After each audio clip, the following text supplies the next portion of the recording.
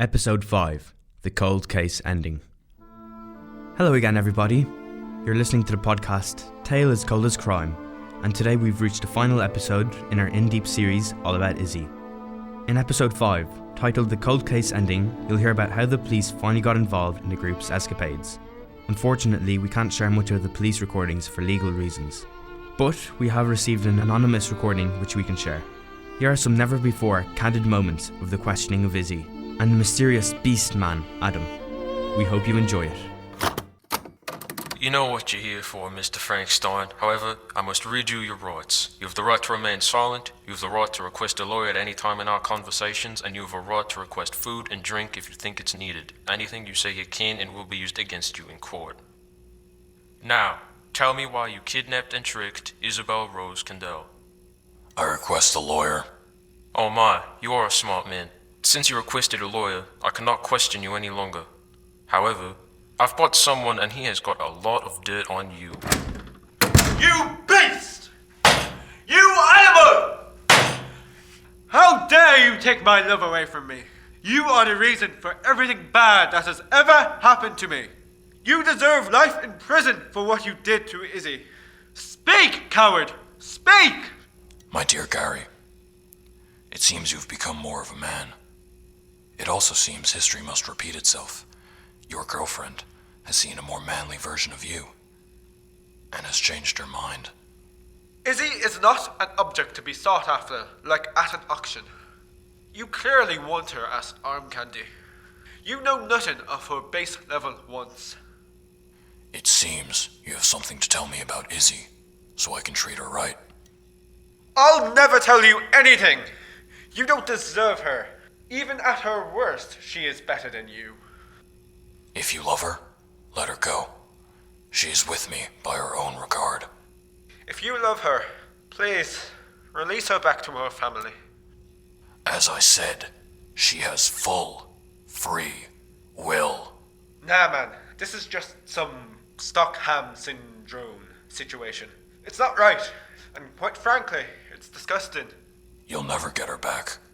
She told me herself, you revolted her. You consume so much, and the way you eat and drink, she said it was that of a toddler eating their favorite meal, and that's disgusting. She said that? Do you still love her? Always. She is the dough to my dear. That's too sappy. You're gonna make me puke. Alright fellas, that's time. Adam, do you still want the lawyer? Yes, officer. My request for a lawyer is still standing. Alright, let's go Gary, you've done your part of the deal. When you return home, you must report to a parole officer. You have 24 hours. Failure to do so will get you back in cuffs. Understood? Yes, sir. Thank you, officer, for all your work. This is for your troubles. May I visit someone in this locale? Of course, Adam. Yes, I can pay my next mortgage bill. Gary, I'll escort you out of this building. You have no right taking bribes. Do you have any money that can trump his? No. Then shut your mouth. Get in front of me, and if you tell anyone about this, I'll get you locked up. If you have any honor left, bring in my girlfriend's dad, Maurice. Please, I beg of you. He can probably help Izzy snap out of this quote-unquote trance. Thanks for the tip. Perhaps you did have some use after all. So what next? For you, in the immediate future, you will just walk through those doors and go home, and if I even hear a whiff of you acting vigilante justice, you will be back in cuffs faster than you can say yes, sir. But shit, I forgot to turn this thing off. Well, for legal reasons, I cannot really comment on what happened in that last conversation. Do with that knowledge what you like, but I have to pay my bills. But dang, wasn't that word battle between Gary and Adam something to behold? It was like they both had a perfect retort to everything each other said, and Gary's mispronounced Stockholm Syndrome was hilarious, don't you think? In the end, I think I feel for Gary. He made a mistake, a stupid mistake, yes, but even after the rumours that Larry spread about Izzy and everything, he still loved her. Aw, but kind of because Gary's clearly obsessed. Also, it seems we still cannot find any information about Gary. I'm gonna fire my researcher if they were being lazy and didn't bother to do the research. But it seems the deal with Gary and the police is where the paper trail runs cold. Anyway, on to Isabel Candel's interview. Will she be as smart as Adam in requesting a lawyer, or will she crumble under the influence? I already know, but you, my dear listener, are about to find out. That kinda rhymed. Anyway, before we get to the interview, my boy Jake has got an ad to read. Oh, does it bother you when you have to cover something up? Let's say a surprise birthday party, and your acting isn't that great? Well, I have a solution to your problem with the app Blue Moon Skills. This application not only helps with your acting, but it will also help you with other skills, such as digging a hole, getting rid of weird stains, or cooking rare meat. Say goodbye to looking suspicious with Blue Moon Skills. Get a 13-month free trial when you type in ROSE in all capitals on the discount screen. Listen, I myself have used this app and I'm very pleased with how it worked. Anyway, back to your podcast. This True Crime podcast is not responsible for how you use this app. If the app is used for things that it is not intended for, we cannot be sued or prosecuted. Thank you, Jake, and our sponsor. So now let's have a listen to the next tape, where our police officer talks to Izzy herself.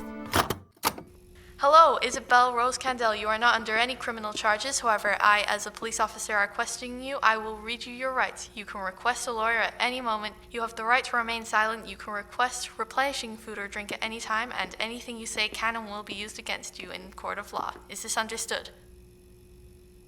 Yes. All right. Can you tell me what the man known as Adam Frankenstein did to you in the few weeks you were held captive in the Stone Lodge of Lords and Ladies? He treated me like a queen and let me do whatever we wanted. You are safe here. You can tell me anything. I just did. Would you like to see your dad? I have no father. Oh, my days. It's so good to see you alive and safe and well. Oh, my dearest daughter. Oh, darling, I love you so much. Are you okay, Izzy? Who are you? What is this? I'm your dad, honey, and this is your not-so-blue coat, but please, what did that beast man do to you? Nothing bad. Adam is no beast. If you have to know, he doesn't control me the way people used to. He doesn't set curfews. He lets me do whatever I want with him. I am just myself. Adam, my love, how did you get free from those handcuffs? Easy. Having a lot of money can really help when the police here are paid a below-average wage. You're so smart. And you, my studious rose without a thorn. My beautiful lady. My loyal girlfriend. Excuse me. Fiancé. I am so happy we're about to be married. Izzy, my dear child, is that the diamond ring I see? Oh, God. Please do not do this. Please, I mean, your friends and family, they need you. It seems by the little sliver of information I got from you and those pathetic people who tried to drag me from my house, you think you know me. You do not. You only think of yourself. You may think Adam is a monster, but he is not. I may share the same last name as you, but you are not my father. I don't know you. You're an imposter to me. Isabel Stein sounds better and much more natural than Isabel Candel. Yes, you tell him, my queen. I have had enough of people trying to brainwash me. If you come after me, I will kill you. Izzy, you can't mean that. Come on, Adam, my love. The sheer sight of this old man is making me sick to my stomach. Of course, my dear. As our vows say, in sickness and in health. Let's go. This would be a great day if Izzy weren't about to marry a literal beast. However, now that they have become a legal item, the couple have spousal privilege. They returned home to the lodge and stayed there for 13 days, 13 hours and 13 minutes. Very unlucky numbers. Many of Izzy's friends and family tried to tempt her out of the lodge with money, books and tickets to her favourite band, Guns N' Roses, but none of these attempts were successful. When Izzy's loved ones checked the lodge with a new warrant, the lodge was empty. All of the contents of the lodge had disappeared without a trace. Adam and Izzy must have had help from a ton of people to be able to move out so quickly. Maurice, Izzy's father, was heartbroken. He later died from sorrow and stress. His Alzheimer's didn't help out with this either. Her cousin, Rosalind, and friend Barbara are still searching for Izzy, However, none of the leads have been successful so far. So, this case has gone cold. We have some statements from Izzy's family and friends affected by this tragic story, all about Izzy. It's been a while now since this case, and it's not as known as we'd like it to be. And the fact that it's been misreported in the media, chalking it up as some sort of childish fantasy tale, it just disgusts me. I've lost hope completely, but I still pick up a single rose on the day we lost her in her memory. However, if my dear friend, my cousin, is still out there, I hope everything is okay with her. This point of my life was wild. I mean, I lost my girlfriend to that freak of nature, but in the end, I did mourn a lot because of this. I really thought her father, rest his soul, would be able to get her out, but not even the man who sacrificed so much for her could break whatever that feckin' freak did to her. At the end of the day, we really did try and help our friend, but it wasn't enough. Not only were we unprepared, but we probably should have got more people on to help. And I wish I had the strength in me to at least pull her out of that door frame. I feel so incredibly guilty and ashamed for how I acted previously to us finding her. Man, that was a crazy ride for me. I changed so much and I still cannot understand what happened. It's like Izzy was the glue that held us together, and with her gone we sort of fell apart as a friend group.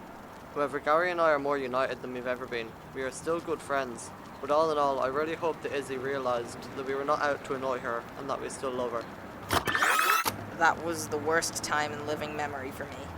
Although Izzy and I had our fights and differences, I still respected and loved her. I, like most people, have lost hope that Izzy will return to us.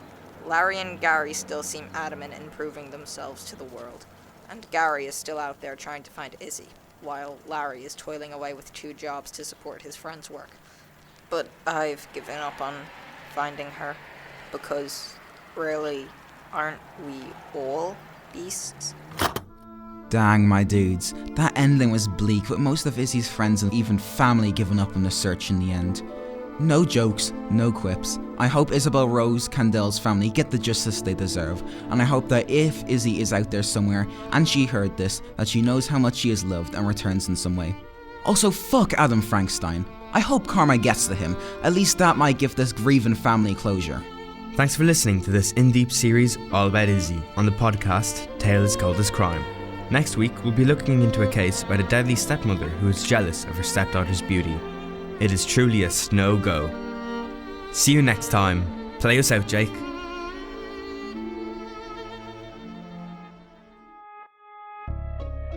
You've been listening to our podcast Tale as Cold as Crime, written by Emer O'Reilly in collaboration with Play Acting Youth Theatre members, with support from Ursula McGinn, Shauna Gilligan, Matthew Moran, and Aisling Britton. The voices you heard in this podcast belong to Alex, Aidan, Kira, Connor 1, Emer, Evan, Neve, Jordan, Patrick, Connor 2, Sam, and Jennifer.